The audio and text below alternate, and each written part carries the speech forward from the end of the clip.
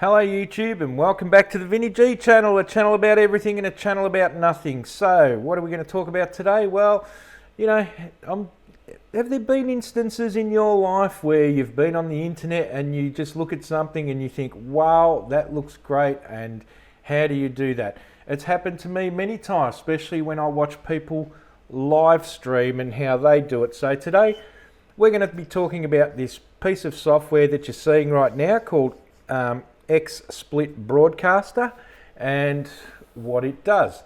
Okay, so I'm going to set up a scene. I'm going to explain the software. So rather than go through the doldrums of waiting to watch a video of me opening up a bit of software on the computer, it's taking up processes and all that sort of stuff, I've just opened it up prior to starting the recording so I could just get on with it. This is the screen you're faced with when you open it. When you first open up Xsplit Broadcaster, because it is an online piece of software, you have to create an account and you actually have to log into it. So your sources up here is basically what you want to put on the screen. And you got your webcams, images and all that. Your outputs, if you have a look, the accounts, you got local recording, I've got a Twitch account, funny, and your YouTube live stream. So, but we're not going to log into any of those. I'm just going to show you how to set up this stuff. Now, some of you guys might have noticed, some may have not. No one may have noticed, but it doesn't matter. I was trialing and testing this piece of software, and I found it to be really good, actually. So let's go ahead and put an image on the background of the screen that you guys should be able to see if I live stream. So it would be in sources. You could go to sources, but I'm used to adding it from down the bottom here. So add media file. It will open up my desktop window where the file would be stored. That's where I've been looking. We'll put the crazy blocks, rainbow blocks in the background. Okay, now at this point, it's where I get to resize it. It's a manual process. Click and drag the mouse, and there you go. That's it done. Unclick it. Now, the next thing you're going to want to add is, of course, the camera. Now, the one thing I do notice about people live streaming, they have awesome cameras. But as you can see, the image looks quite awesome already. So let's go ahead and add my webcam. Now I will use the Microsoft Live Cam for this one, and there it is there. I'll make it tiny so it's not too taxing on the resources and I actually get to make a full video on this. Okay, so this is the basics of it, guys. Now if you've gotten to this far, you've configured your account. You know about the internet, you know about registrations, and you know about streaming keys. There's a streaming key on your YouTube account that you enter in this piece of software when you create your output for YouTube. It's a must, and you never show that key to anyone, otherwise people can literally hijack your stream. So we'll take the camera down for a second. One thing that is good here, I'll delete the live cam out for a minute because it's can be taxing, because I'm using Camtasia Studio to actually record the screen and make this video itself. It is an i5 processor that I've got, but realistically she's a clapped out i5, so I'm doing the best I can in making these kind of videos.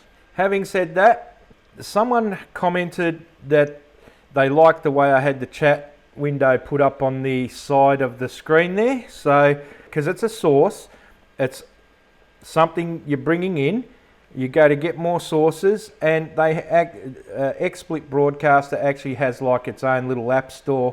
What I did here is basically went and downloaded the YouTube live chat viewer via HTML. So you just click on that, it will automatically download into the software itself, and it becomes a source that you can then click on other and YouTube live chat via HTML. It's not connected to any chat, obviously, because I'm not streaming live, but this is just about setting up the Okay, this is like Photoshop. I'll explain this in a minute.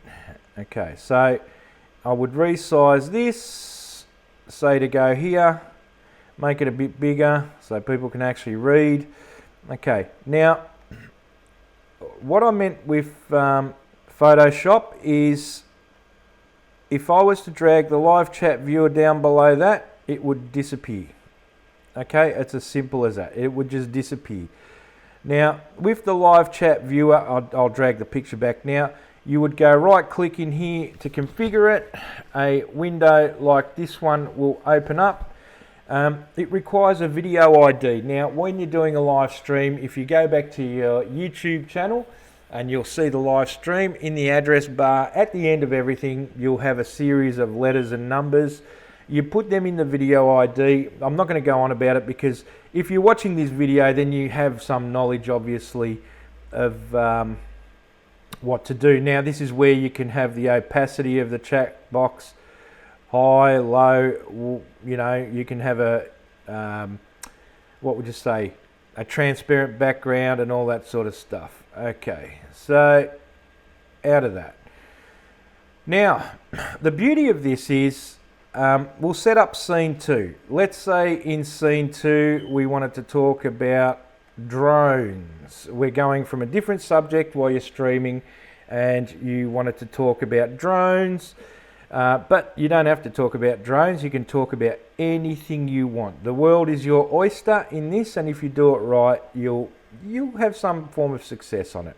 So I've dragged a PNG as my background. I will add my webcam, which will be the Microsoft Live Cam. Okay, I will put that there.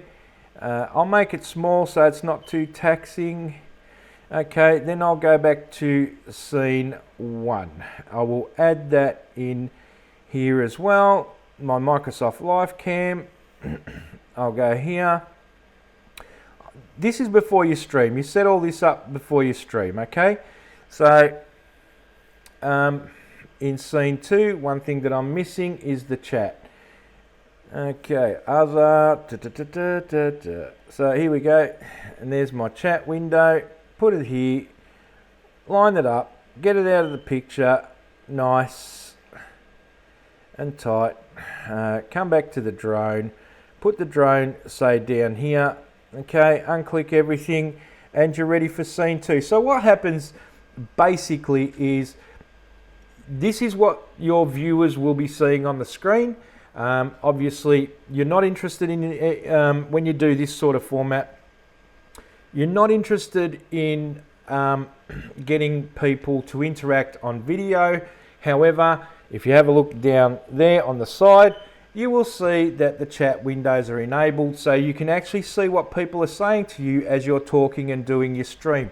That people do streams different ways. They either stream games, they stream shows, they stream drama, they stream anything, right? But you must remember that when you're doing this sort of format, your camera that you're talking to is your audience.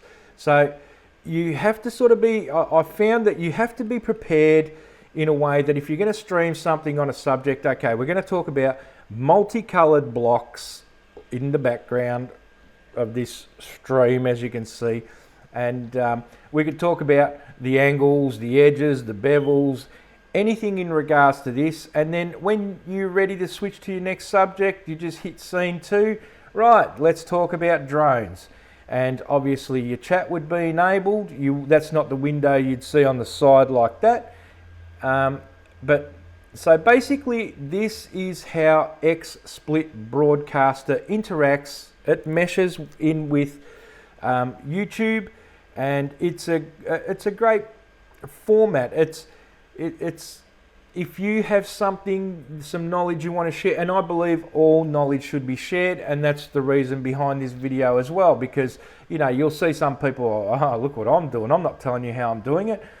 It's very simple to do, people. If you wanted to do a show in regards to being like in a television sort of broadcasting environment, obviously the guys have better cameras than these the Microsoft Webcam 500 that I'm using now, and I have another webcam next to it, I should say.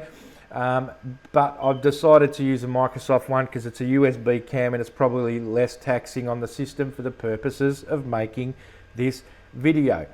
So have a look at the software if you want. And I'm no spring chicken. I'm in the older age community, you know, and you know, I still find these days when you say to people, hey, that would make a great video, I'd like to put that on my YouTube channel.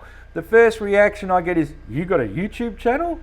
It's because there's still this, the reality is there's still this, what would you say, this shadow over YouTube that it's for a young generation, but it's not. This is the modern world and the world is failing to grasp it. So I hope you like this video, like and subscribe, and who knows, maybe we can talk about drones, maybe we can talk about cubes. As you can see, it's a great piece of software.